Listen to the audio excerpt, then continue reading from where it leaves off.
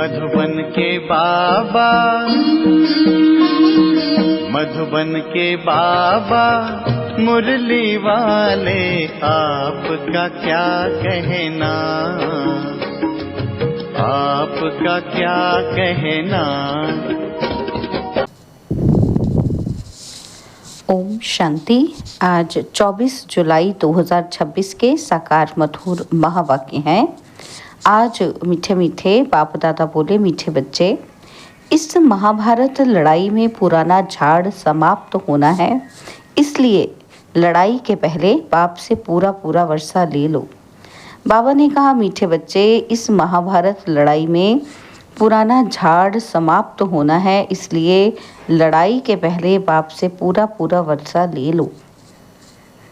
बाबा ने आज प्रश्न पूछा कि बाबा को माताओं का संगठन चाहिए, लेकिन उस संगठन की विशेषता क्या हो। उत्तर में बाबा ने समझाया कि ऐसा संगठन हो जो देही अभिमानी रहने का पूरा पूरा पुरुषार्थ करे, जिन्हें पक्का नशा हो कि हमें पावन दुनिया बनानी है, पतित नहीं बनना है। नष्टो मोहा ग्रुप हो तब कोई कमाल करके दिखाए। किसी में भी रग नहीं होनी चाहिए, मोह की रग बहुत नुकसान कर देती है। ओम शांति। मीठे मीठे बच्चे यह जानते हैं कि मीठा बाबा हमको स्वर्गवासी बनाने यहाँ आए हैं। यह बच्चों की बुद्धि में है। हर एक को ये समझाना है कि हम आत्मा इस याद की यात्रा से पवित्र बनती हैं। कितना सहज उपाय है, सिर्फ बाप को याद करना है। बच्चे जानते हैं कि बाप 1 सेकंड में मुक्ति, जीवन मुक्ति का वर्षा देते हैं। अब सब जीवन बंध में है, रावण राज्य के बंधन में है। यह बात बाप जानते और बच्चे जानते हैं, और न जाने कोई। तुम बच्चों को निश्चय है कि बेहद के बाप को हम याद करते हैं तो अंदर में बहुत खुशी होनी चाहिए आत्मा को।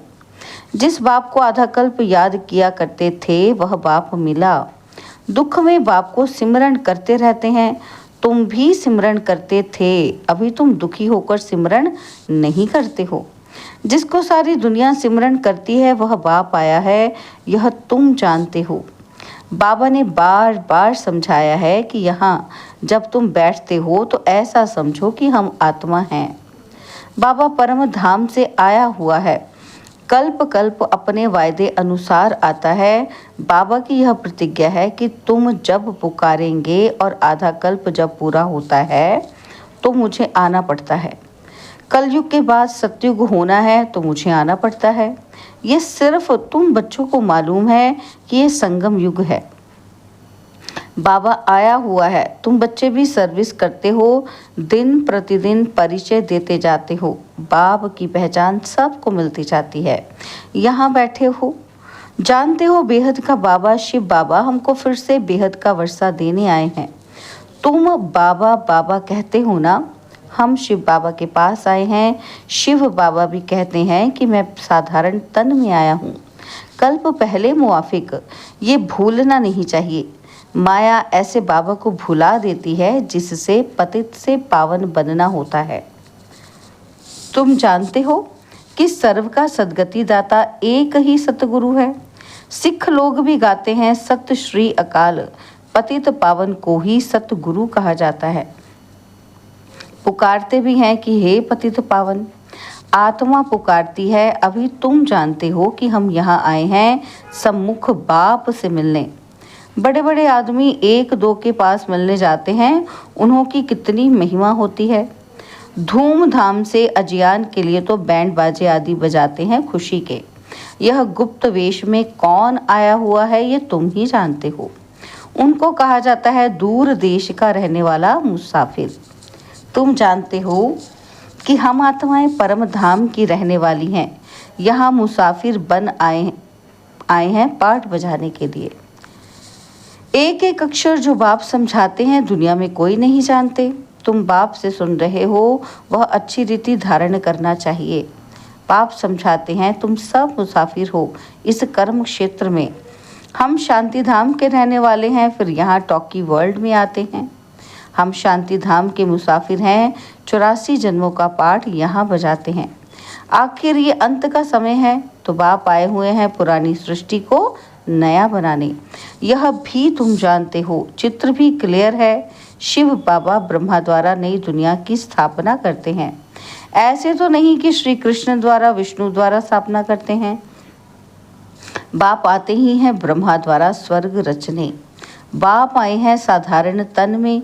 ये है ही पतित दुनिया, एक भी पावन नहीं। जबकि पहले नंबर वाले लक्ष्मी नारायण भी पतित बनते हैं। जो पावन थे वही पतित बने हैं, सारी डिनाइस्टी सहित। तुम जानते हो कि हम जो डीटी धर्म वाले थे वह अब शूद्र धर्म वाले बन गए हैं। भला अमेरिका आदि में बड़े बड़े साहूकार रहते हैं, परंतु सत्यु के सामने अमेरिका तो कुछ भी नहीं। यह सब पिछाड़ी में बने हैं। यह अल्पकाल का भबका है, विनाश तो होना ही है। तुम बच्चों को बड़ा अच्छा नशा रहना चाहिए। बाप जो हमको स्वर्ग का मालिक बनाते हैं, उनको हम बच्चे याद ना करें, कितना वंडर है। माया याद करने ही नहीं देती। तुम बच्चे अभी ऐसे कहते हो कि बाबा माया हमको याद करने नहीं देती है। अरे बाबा, जो तुमको 21 जन्मों के लिए स्वर्ग का मालिक बनाते हैं, उनको तुम याद नहीं कर सकते हो। प्रजा भी तो स्वर्ग का मालिक बनती है ना। सब सुखी रहते हैं, अभी तो सब दुखी हैं। प्राइम मिनिस्टर, प्रेसिडेंट आदि को तो रात दिन चिंता लगी रहती है। लड़ाई आदि में कितने मरते रहते हैं। तुम जानते हो महाभारत लड़ाई भी मशहूर है, परंतु उसमें क्या हुआ था ये किसी की बुद्धि में नहीं है। तुमको बाप ने बुद्धि में बिठाया है।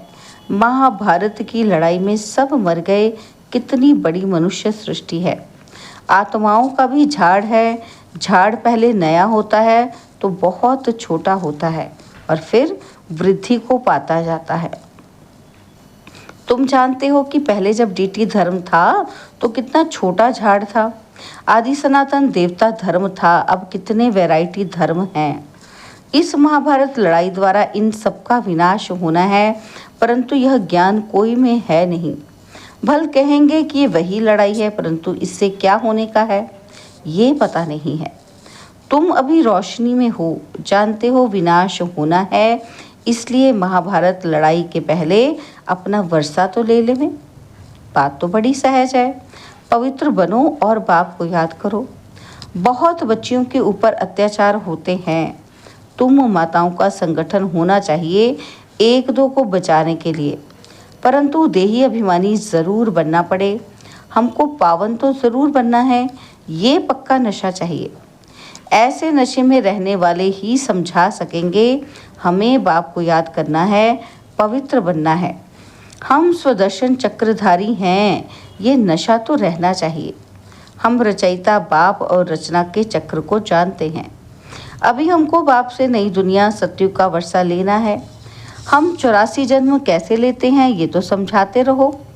बाप कहते हैं मुझे याद करो तो तुम्हारे पाप नष्ट हो जाएंगे। पावन तो ज़रूर बनना है। पावन अर्थात पवित्र। काम महाशत्रु है। हमने 84 जन्म का चक्र पूरा किया, अब बाप से वर्षा लेना है। बाप कहते हैं मुझे याद करो तो तुम्हारे विकर्म विनाश होंगे। यहाँ तो आते ही हो रिफ्रेश होने। मुझ बाप को याद करो, 21 जन्मों का वर्षा लेना है। कोई में भी मोह की रग नहीं रहनी चाहिए। नष्ट मोह बनना है। इस शरीर में भी मोह ना रहे। यह तो पुरानी चमड़ी है, परंतु इसकी संभाल रखनी होती है। जो पढ़ाई पढ़ सके। तकलीफ होती है तो चत्ती लगानी पड़ती है।